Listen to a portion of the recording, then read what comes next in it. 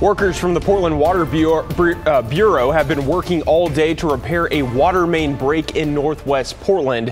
While most people still have running water, you may have noticed a strange color to that water. Thanks for joining us here at 11. I'm John Adams. The Bureau gave a briefing earlier today saying crews got right to work and the water is safe.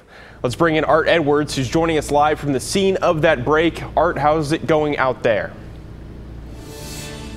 Well, John, the work is still going on to try to repair that water main, and it has been going on, as you said, all day long. They got the call about it earlier on Saturday morning.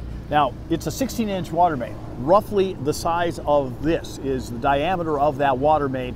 It was installed back in 1949, and it's made of cast iron. It's a big deal that this is the water main that suffered the break earlier today. Now, the Portland Water Bureau got the call starting at about 9 o'clock on Saturday morning. At Northwest 29th Street and 31st is where this is located. It's mostly an industrial area. Crews were able to get out the area pretty quickly. They shut off the water main, and then they began the repairs. There was a lot of sediment that was stirred up, and that caused water to look dirty in parts of Northwest Portland. Fairly widespread area. Not something that people really would want to see. The good news is that water, although it's not of the quality that the Portland Water Bureau wants to serve, it is safe to drink. We understand people aren't necessarily going to want to drink that water. And we recommend that every hour or two, run your tap for 30 seconds, see if it clears up. If it doesn't, then we're still waiting for the sediment to settle out in the system. Now, we are finding that there are some people who had sediment in the water earlier today, that it is not a problem for them any longer. The crews, they are still at it. The intention is that they will continue to work until they get that water main fixed. They're able to turn the water back on and get everybody their service back. There were about 15 customers that have been without water. But this is mostly an industrial area. These look like to be the businesses that were affected. And like I said, they will continue to work as long as it takes in order to get that water main repaired. Back to you. Art, thank you. A great look at the work that's still going on even at this hour tonight. Thanks, Art. Well, turning now to weather, the rain showers we saw on Friday have moved out of the area and they made way for a beautiful Saturday afternoon.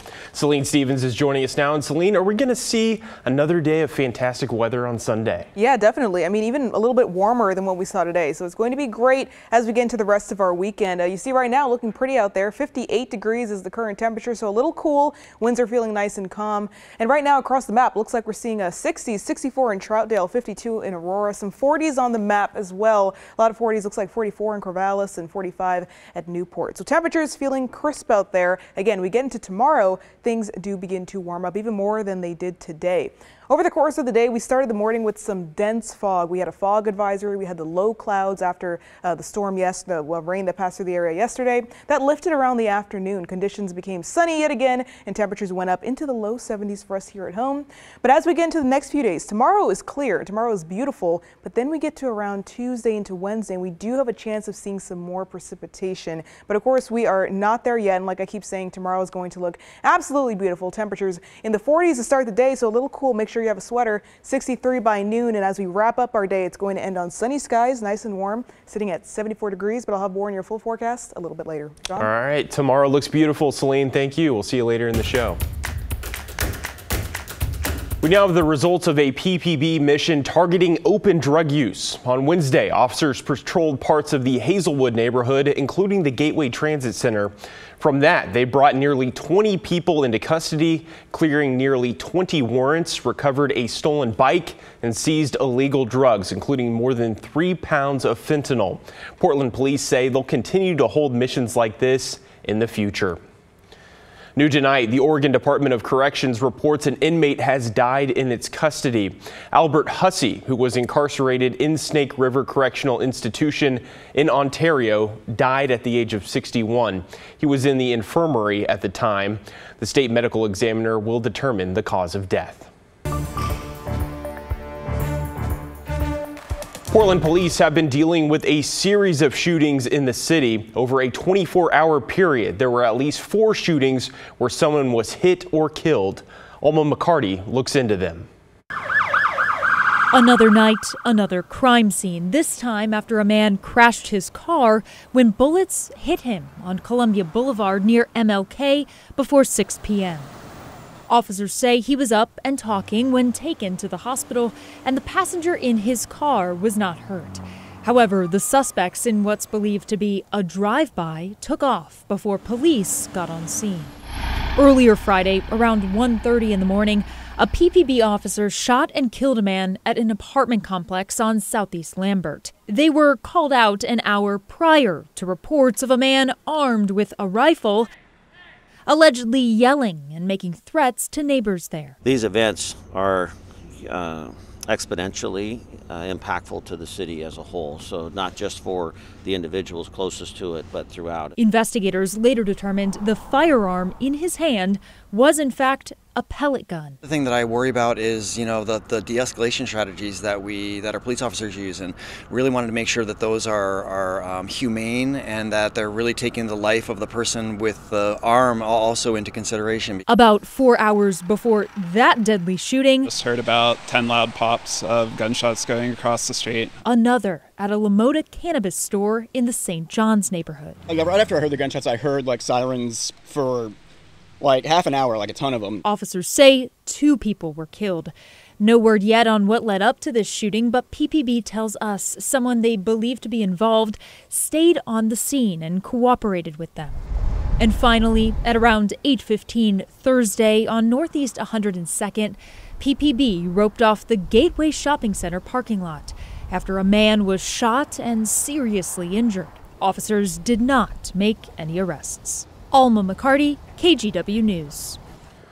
If anyone does have additional information on any one of these shootings, you're encouraged to contact Portland Police. Portland police are searching for the mother of a toddler who died 3 weeks ago from a suspected fentanyl overdose. It happened last month in this mobile home park in Northeast Portland. Police say the mother, 26-year-old Mary Jacobo, is armed and dangerous and is suspected in several violent crimes. She fled the scene while first responders tried to save her daughter's life. I hope that Aurora gets justice for what happened to her. She deserves justice, and Mary getting captured and having to answer for her crimes and what she did to Aurora is there's no justice, but we can settle for that. We're still waiting for the official cause of death from the medical examiner's office. Anyone with information on Jacobo's whereabouts are asked to contact Portland Police. Well, it's back to the negotiation table on Monday for Boeing and the Machinists Union. The strike is now in day 23. Now, all the machinists have lost their insurance through the company and just missed their first paycheck. Just yesterday, the Union for Aerospace Professionals at Boeing donated money to their striking coworkers as the strike nears the 1-month mark. And we've got a quick traffic reminder for you tonight. The Portland Marathon is set to take over parts of the city tomorrow morning. Some 300 runners had a warm-up this morning as local clubs gathered for a shakeout run at Waterfront Park. Both the marathon and half marathon start and end at Waterfront Park, but the 26.2-mile-long course will take thousands of runners through 20 neighborhoods and across multiple bridges. That means you can expect closures as early as 6:30 Sunday morning.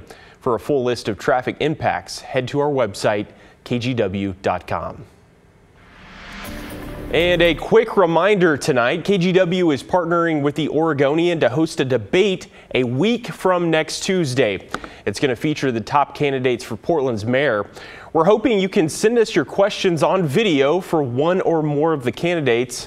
Include your name, your neighborhood, and your question as quickly and succinctly as you can. Then email your video to debate@kgw.com. You can also scan this QR code for more details. Then join us live Tuesday, October 15th, starting at 6:30 in the evening, right here on KGW.